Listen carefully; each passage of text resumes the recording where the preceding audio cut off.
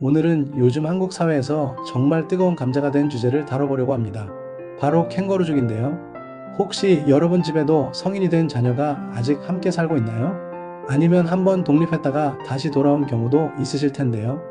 실제로 제가 최근에 만난 50대 후반의 김모 씨 이야기부터 들려드릴게요.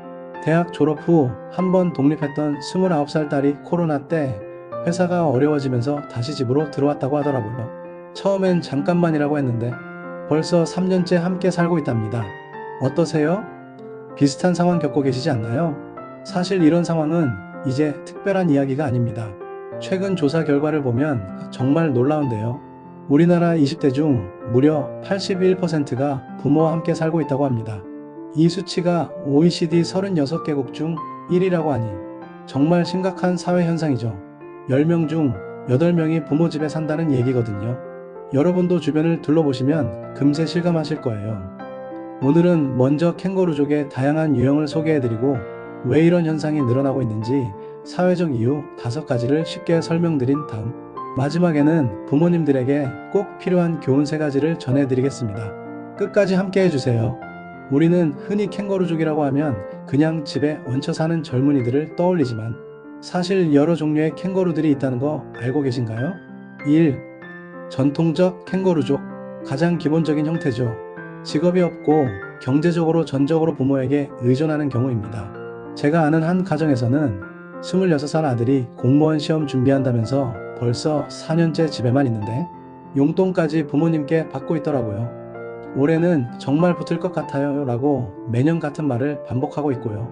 부모님은 언제까지 기다려야 하나면서도 차마 재촉하지 못하는 상황이에요. 2. 신캥거루족. 이건 좀 더 복잡한 경우예요. 직장은 다니지만 여전히 부모와 함께 살며 밥, 빨래, 집안일을 부모가 다 해주는 경우입니다. 실제 사례로 서울 강남구에 사는 이모 씨 집 이야기를 들어보세요. 28살 아들이 대기업에 다니면서 월 500만 원을 벌어요. 그런데 아침에 일어나면 어머니가 차려준 밥을 먹고 빨래는 어머니가 다 해주시고 심지어 데이트 약속이 있으면 엄마 셔츠 다려줘라고 한다는 거예요. 이 어머니 말씀이 월급은 벌지만 생활 독립은 못한 케이스라고 하시더라고요. 정말 공감되지 않나요? 3. 연어족. 한번 독립했다가 다시 부모 집으로 돌아오는 경우입니다. 마치 연어가 고향으로 돌아오는 것 같다고 해서 연어족이라고 부르죠. 부산에 사는 박모 씨 딸 이야기예요.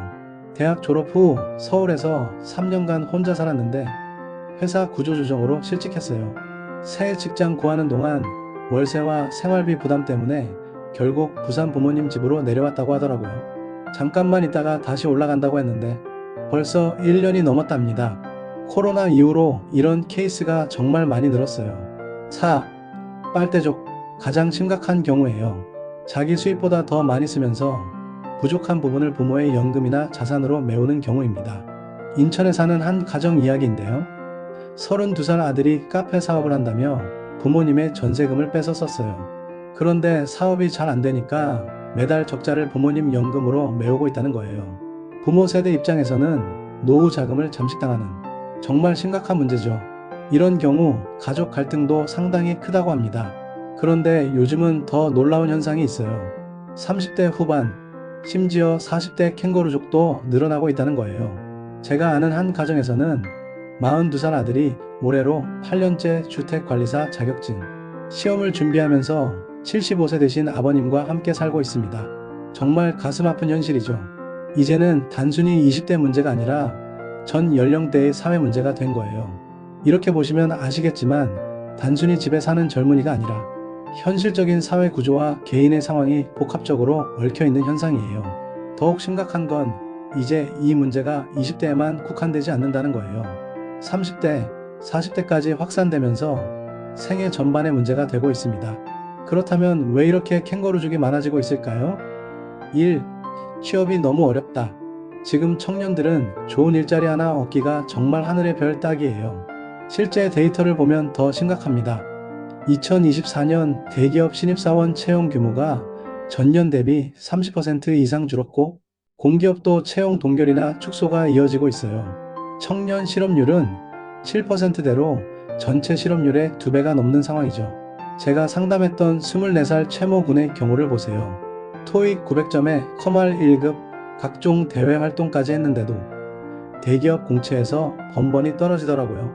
100건 넘게 지원했는데 서류 통과율이 5%도 안 된다고 하더라고요.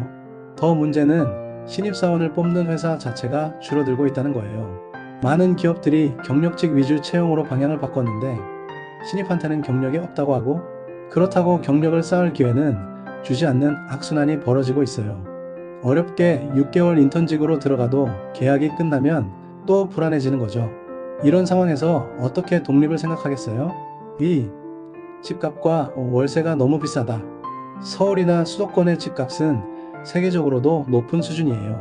제가 아는 25살 직장인 김모 씨 이야기를 해볼게요. 초봉 2,800만 원을 받는데 서울 2호선 근처 원룸 전세가 2억이더래요. 월세로 하려니 70만 원에 관리비 10만 원, 월급 230만 원에서 세금 떼면 실수령액이 200만 원도 안 되는데 방세만 80만 원이면 생활비는 어떻게 하겠어요? 정말 답이 안 나오죠. 전세금은 수억 원, 월세도 한 달에 최소 70에서 100만 원 이상이 흔한 상황에서 취업 초기의 월급으로는 방세와 생활비를 동시에 감당하기 어려워 부모 집에 머무르게 되는 거예요. 3. 생활비 물가 폭등. 단순히 집값만이 아니라 밥값, 교통비, 문화생활 비용까지 모든 게 오르고 있습니다. 요즘 김치찌개 한 그릇이 9,000원, 치킨 한 마리가 25,000원이에요. 혼자 사는 친구가 한 끼 먹으려면 최소 만 원은 들어간다고 하더라고요. 거기에 교통비, 통신비, 옷값까지 하면 한 달에 최소 150만 원은 있어야 해요. 청년들이 한 달 벌어 한 달 산다는 말이 현실이 된 이유입니다. 독립하면 식비, 관리비 등 지출이 급격히 늘어나니까 부모 집이 오히려 합리적 선택이 되는 거죠. 4. 늦어지는 결혼과 비혼 증가. 결혼을 늦추거나 아예 하지 않는 사람들이 많아졌습니다. 제가 아는 32살 직장인 여성분이 이런 말을 하더라고요. 결혼하려면 신혼집부터 준비해야 하는데 웨딩홀, 혼수, 예단까지 생각하면 최소 1억은 들어가요. 그럴 돈이 어디 있어요? 과거에는 결혼이 독립의 계기가 되었지만 이제는 그런 동기가 줄어든 겁니다. 30대가 되어도 미혼으로 부모와 함께 사는 게 흔해진 상황이에요. 5. 불안정한 사회 안전망. 청년들에게 주거 지원이나 안정적인 복지 제도가 충분하지 않습니다. 그것도 까다로운 소득 조건을 통과해야 하고요. 실업급여나 청년 수당 같은 제도는 있지만 독립을 유지하기에는 턱없이 부족하죠. 결국 가장 든든한 안전망은 부모 집이 되어버리는 겁니다. 정말 안타까운 현실이에요. 이렇게 보시면 아시겠지만 개인의 나태함이나 의존성 때문만이 아니라 구조적인 문제들이 복합적으로 작용하고 있는 거예요. 그럼 이런 상황에서 부모님들은 어떻게 대응해야 할까요? 무조건 받아들이고 희생하는 것이 답일까요? 특히 30대, 40대 자녀를 둔 부모님들은 더욱 복잡한 마음이실 거예요. 한 어머니가 이런 말씀을 하시더라고요. 20대 때는 아직 어리니까 했는데 이제 35살인데도 언제까지 기다려야 할지 모르겠어요. 제 나이도 70이 넘었는데. 정말 속상하시겠어요. 그래서 더욱 명확한 원칙이 필요한 것 같아요. 부모님들께서는 다음과 같은 3가지 대처 방안을 한번 생각해 보시기를 바랍니다. 1. 돌봐주는 것과 도와주는 것은 다르다. 밥, 빨래, 청소까지 다 대신해주면 자녀는 독립 능력을 기를 기회가 없습니다. 실제 사례로 대전에 사는 한 어머니가 이런 말씀을 하셨어요. 아들이 27살인데 라면도 못 끓여요. 제가 다 해줬더니 이제 혼자서는 아무것도 못해요. 이런 상황 많이 보셨을 거예요. 너무 잘 돌봐주신 결과가 오히려 독립을 방해하는 경우죠. 반대로 성공 사례도 있어요. 수원에 사는 다른 어머니는 아들이 집에 들어온 지 3개월째 되는 날부터 내 빨래는 네가 해, 내 방 청소도 네가 해라고 정했대요. 처음엔 투덜거리더니 6개월 후에는 자연스럽게 집안일을 분담하게 되었다고 해요. 중요한 건 작은 것부터 스스로 하게 하고 부모는 필요한 부분만 지원하는 거예요.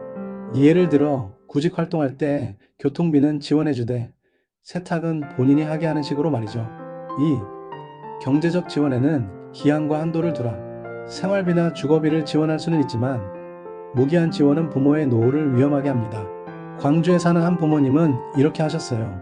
딸이 실직해서 들어왔을 때 6개월 동안은 생활비를 대줄 테니 그 안에 취업을 해라. 그 후에는 최소한 생활비는 네가 벌어야 한다고 명확히 정했다고 해요. 또 다른 가정에서는 한 달 용도는 50만 원까지만, 그 이상 쓰려면 아르바이트라도 해서 스스로 벌어라라고 했대요. 여기서 중요한 건 명확한 기준이에요. 애매하게 두면 자녀도 부모도 스트레스만 받게 됩니다. 6개월 동안은 반만 지원한다. 이 범위를 넘는 소비는 본인이 책임진다처럼 구체적으로 정하는 게 필요해요. 물론 상황에 따라 조정할 수는 있지만 기본 원칙은 있어야 하겠죠? 3. 관계의 핵심은 거리 조절이다. 부모와 자녀 사이의 물리적 거리보다 중요한 건 심리적 거리입니다. 제가 상담한 한 가정에서는 30살 아들과 부모님이 같은 집에 살면서도 각자의 생활을 존중하더라고요. 아들은 저녁 7시 이후에는 자기 방에서 자기 시간을 보내고 부모님도 아들의 사생활에 간섭하지 않기로 했대요. 함께 살지만 서로 독립적인 어른으로 인정하는 거죠. 반면 문제가 되는 경우는 30대 자녀에게도 몇 시에 들어올 거야? 누구 만나고 왔어? 하면서 10대 취급을 하는 경우예요. 이런 건 갈등만 키울 뿐이에요. 중요한 건 너는 내 삶을 살아야 하고 우리는 부모로서 지켜보고 응원하겠다는 메시지를 명확히 전해주는 거예요. 이게 건강한 관계를 유지하는 길입니다. 같은 집에 살더라도 서로의 경계를 존중하고 성인 대 성인으로 대하는 것, 이것이 정말 중요해요. 오늘은 한국 사회에서 늘어나는 캥거루족 현상과 그 이유, 그리고 부모님께 드릴 3가지 교훈을 이야기해봤습니다. 정말 복잡하고 어려운 문제지만 서로를 이해하려는 노력이 있다면 충분히 해결할 수 있다고 생각해요. 혹시 여러분은 어떤가요? 지금 집에 함께 사는 자녀가 있나요? 아니면 독립하지 못해 고민하는 자녀를 두고 계신가요? 여러분의 경험과 생각을 댓글로 남겨주세요. 서로의 이야기를 통해 더 좋은 해결책을 찾을 수 있을 거예요. 그리고 이 영상이 도움이 되셨다면 좋아요와 구독, 알림 설정까지 꼭 부탁드립니다. 앞으로도 우리 삶과 밀접한 사회 현상을 쉽고 친근하게 풀어드리겠습니다. 다음 영상에서도 만나요. 감사합니다.